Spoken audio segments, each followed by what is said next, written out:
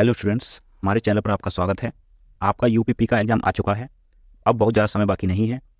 आपकी तैयारी भी लगभग पूरी हो चुकी होगी। ठीक है, तो हम इस वीडियो में उन गलतियों के बारे में बात करेंगे जिसमें आप अपनी अच्छी तैयारी के बावजूद भी अच्छा स्कोर नहीं कर पाते हैं। कई बार ऐसा होता है कि आप एग्ज़ाम हॉल में इन गलतियों को करते हैं और आपकी अच्छी तैयारी भी बेकार हो जाती है और आप अच्छा स्कोर नहीं कर पाते हैं। तो ये ज़्यादा लंबी वीडियो नहीं है, लेकिन आपके बहुत काम आने वाली है। इस वीडियो को एक बार ध्यान से देखिएगा। तो चलिए शुरू करते हैं। ऐसी कौन कौन सी गलतियां हैं जो हमें एग्जाम में नहीं दोहरानी है, बिल्कुल भी भूल कर भी ये गलतियां हमको नहीं करनी है। तो सबसे पहले अगर हम बात करें तो सबसे पहली गलती होती है कि सबसे पहले हम रीजनिंग को हल करना। ठीक है, एग्जाम में आपको मिलता है Hindi, GS, math, reasoning 4 portion होते हैं।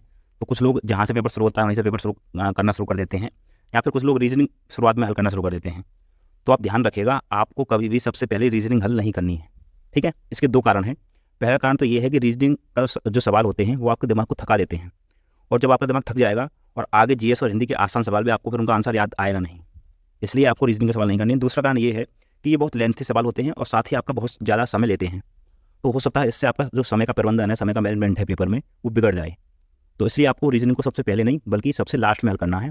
और मेरी मानिए तो सबसे पहले आप पेपर में हिंदी और जीएस को वाले पोर्शन को हल कर लीजिएगा, इसके बाद मैथ को हल कीजिएगा और सबसे लास्ट में फिर आप रीजनिंग को हल कीजिएगा। ठीक है, अब हम बात करते हैं दूसरी गलती की, जो कि ज़्यादातर लोग हमेशा करते हैं, और वो है OMR में सारे गोले एक साथ भरना। हम लोग करते क्या हैं कि पेपर पर निशान लगा लेते हैं सारे, उसके बाद लास्ट में सारे गोलों को एक साथ OMR पर भरते हैं। तो ये गलती आपको भूल कर भी नहीं करनी है। इसके पीछे भी 2 कारण हैं। पहला कारण तो ये है कि इसमें गलती की गुंजाइश बहुत ज़्यादा होती है। अगर आपका एक भी गोला गलत भरा तो सीरियल से सारे गोले गलत होते चले जाएंगे और आपका पूरा पेपर खराब हो जाएगा। दूसरा ये कि हम जितना समय बचा के चलते हैं गोला भरने के लिए, उसमें उससे ज़्यादा ही समय लगता है। तो कई बार ये होता है कि पेपर का टाइम पूरा हो जाता है और हमारे गोले पूरे नहीं भरे जाते, और हमारे काफ़ी प्रश्न जो हमने पेपर पर हल कर रखे होते हैं वो OMR पर हम भर ही नहीं पाते। इसलिए आपको क्या करना है, आपको 10-10, 15-15 क्वेश्चनों का सेट बनाना है, उनको पेपर पर हल करना है और उसके बाद उन 10 या 15 प्रश्न के गोले साथ के साथ भरने हैं, उसके बाद आगे बढ़ना है। आपको एक साथ बहुत सारे गोले नहीं भरने हैं। ठीक है, ये ध्यान रखिएगा, 10-15 गोले से ज़्यादा आपको एक साथ नहीं भरने हैं, ये आप ध्यान रखिएगा।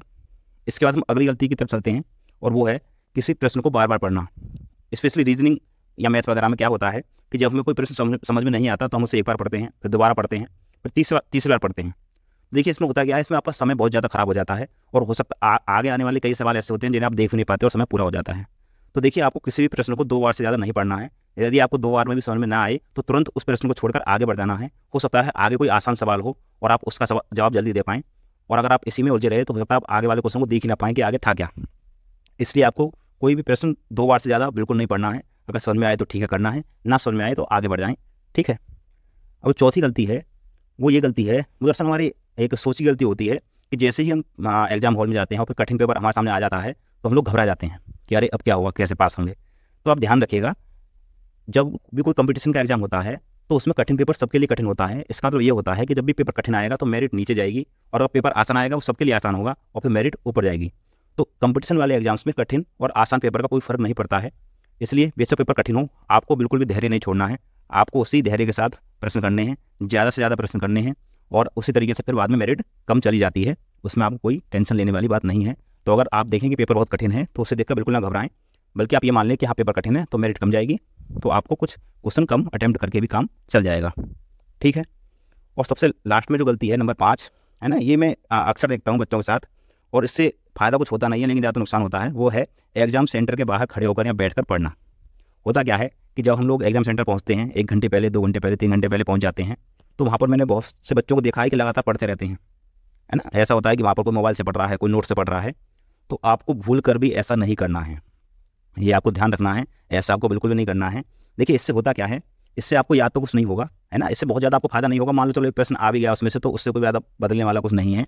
लेकिन इससे दिक्कत ये होती है कि जो आपके दिमाग जो होता है, जो शांत स्थिति उसकी होती है, वो बिगड़ जाती है, और आपका जो वो माइंड होता है वो डाइवर्ट हो जाता है।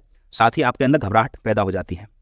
इसलिए आप बिल्कुल भी एग्जाम सेंटर के बाहर जाकर ना पढ़ें। जब तक पढ़ें तब तक घर पर रहें, उसके बाद पढ़ाई छोड़ दें, आराम से रिलैक्स करें। एग्जाम सेंटर के बाहर इधर उधर घूम लें, टहल लें, लेकिन टेंशन लेकर और लगातार तेज पढ़ने से कोई फ़ायदा नहीं होगा। इसलिए आप ध्यान रखिएगा, बिल्कुल भी एग्जाम सेंटर के बाहर आपको नहीं पढ़ना है। अपने आप को एकदम शांत रखना है, और जो भी आपने पढ़ा है वो काफ़ी है, जो आप पढ़ के आ चुके हैं वो काफ़ी है। बस आपको उसी को अच्छे से परफॉर्म करना है एग्जाम हॉल में बैठकर। तो उसके लिए आपको शांत होना ज़रूरी है, आपको धैर्य रखना ज़रूरी है। ठीक है, तो ये 5 गलतियाँ हैं जो आपको एग्जाम में बिल्कुल नहीं करनी है। ठीक है, आपके मन में अगर कोई और भी सवाल है तो कमेंट बॉक्स में पूछ सकते हैं। इस वीडियो में बस इतना ही, मिलते हैं अगली वीडियो में। धन्यवाद।